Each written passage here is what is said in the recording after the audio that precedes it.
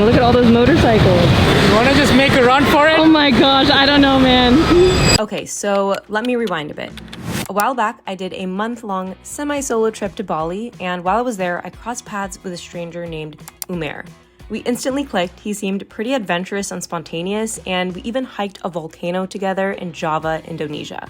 As my time in Bali came to an end, my curiosity to explore Vietnam grew stronger. The proximity, the allure of its culture, and of course, the tantalizing Vietnamese cuisine made it an irresistible destination. But the idea of traveling alone was daunting. So, seeking advice, I turned to my mom, who was understandably concerned about my safety. It's kind of scary when you don't know your environment. It's a new culture. Maybe you should have a companion, somebody to watch each other's back. I knew my mom was right. I was already feeling kind of nervous, so I took the leap of faith and asked Umair if he'd be down to join me on this adventure. And guess what? He said yes. And so I booked a ticket and hopped on a plane from Kuala Lumpur, Malaysia, and flew into Ho Chi Minh City, Vietnam.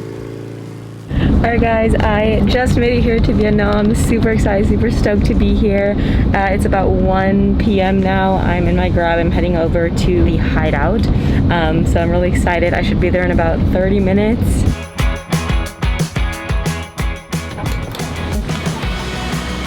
Oh man, hello!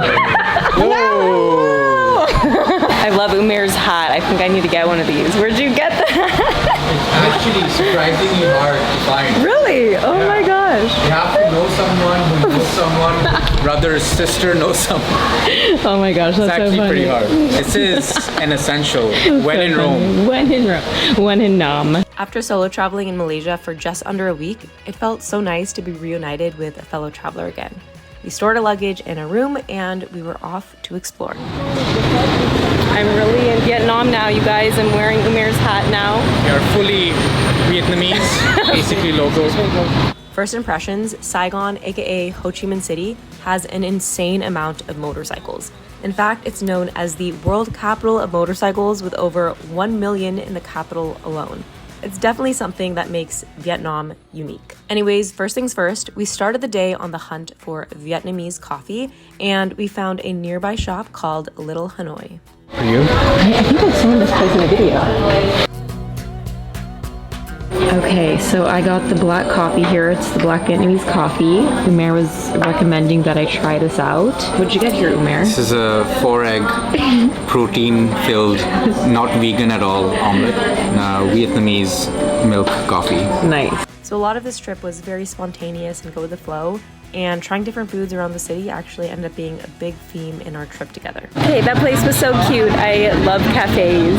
Probably one of my favorite things to do is go to a cafe. After our coffee, next step was finding a Vietnamese hat or non la. Have that one for 50. I buy just one for 50. Officially found my Nong La hat. We are officially the least touristy people in Vietnam. That's Oh my fucking goodness. All those motorcycles. You want to just make a run for it? Oh my gosh, I don't know, man. Let me just tell you, the streets of Vietnam are bustling. I remember feeling so scared each time I had to cross the street with all of the motorcycles. Umair definitely helped me muster up the courage to cross, otherwise I would have probably spent ages just standing on the curb. We then stumbled upon a nearby Buddhist temple Walk in until someone stops us. Yeah, I think we can walk in. and walked inside, where we took a moment to offer our prayers. I personally love exploring temples, and I feel it really helps to deepen your connection with the culture of the country that you're in. From there, we found some nearby pho, and we kind of became food critics throughout our trip together too. It was very Anthony Bourdain of us. We finally are getting some dinner now. I am now trying my first pho in Vietnam. 2 thumbs up. It's very warm and comforting. All right. Ooh. It's stronger than the American pho. This feels a lot more intense. Feasted. Feasted. So going off this theme, we went to a second restaurant and tried even more Vietnamese food. I was a little full, but honestly, each meal really became an opportunity for us to bond and create memories. And it was really fun doing this with Umair specifically, because he's someone that doesn't take himself too seriously, so it made even the smallest moments really fun. Sweet, Sweet. spongy. Spongy.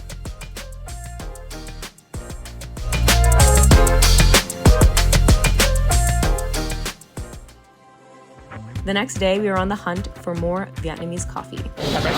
Fill it up. It's like 90% ice, 99% ice, and maybe like 1% coffee, and they didn't even bother filling it up. I know. Why do they have these cups? That's very interesting. Cheers.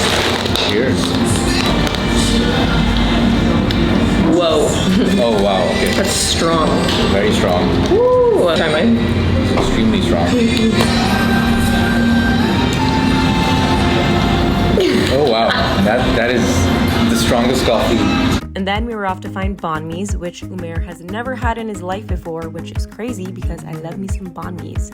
Okay, so we just got here to the banh mi place. Apparently this is one of the best banh mi places. Okay, first banh mi in Vietnam. It feels very light. I'm like, is there anything in here? How is it?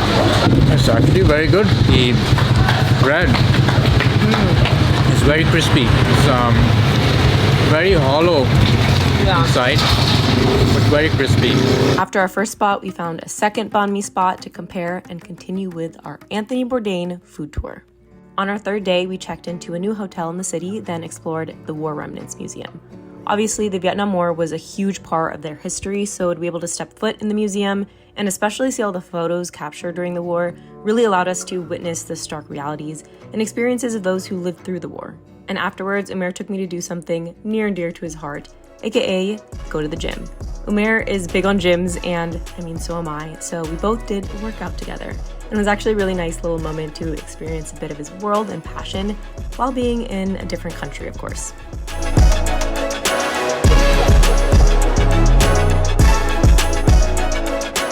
We just got done with the workout, and I'm just gonna check up on Isabella. Isabella, I'm dead from this workout.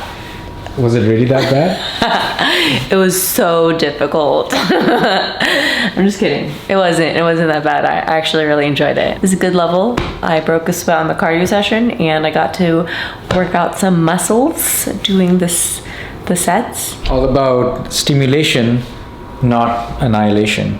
Did you just make that up? Kinda, sorta. The next morning, we found a chocolate shop where we tried pastries and chocolate together, and headed to the Independence Palace. This historic landmark holds significant cultural and political importance in Vietnam, and as we explored its grand halls and intricate architecture, we couldn't help but marvel at the stories that it held within its walls. Just finished with the palace, and this man just put this on Umair and is walking away. All right. Well, he gave us some coconuts here, so I guess we're getting a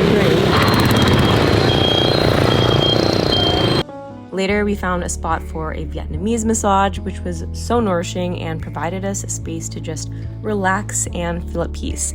Let me tell you, self-care while traveling is so necessary to help you recharge.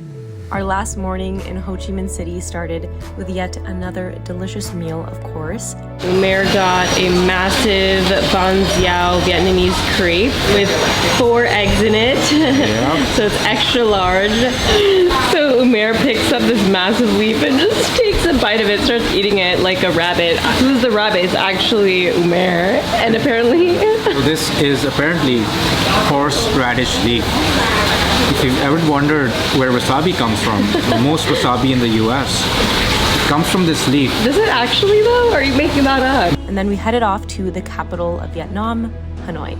We arrived pretty late in time for one last meal together. All right, guys, we made it here to Hanoi. It is it's 9 p.m. now. We are just getting some dinner right now, and I found myself some vegan Ban Giao, which I was looking for this morning, so I'm really excited to try it today. It looks like it comes with the mushrooms and bean sprouts and green onions. And then Umair got what our waiter recommended, a bunch of beef and rice. Beef, rice, vegetables, can't go wrong. Can't go wrong. So sadly, that was the end of our time together. Umair actually ended up having to head home early, but overall, I'm just filled with so much gratitude for all of the moments that we were able to share together.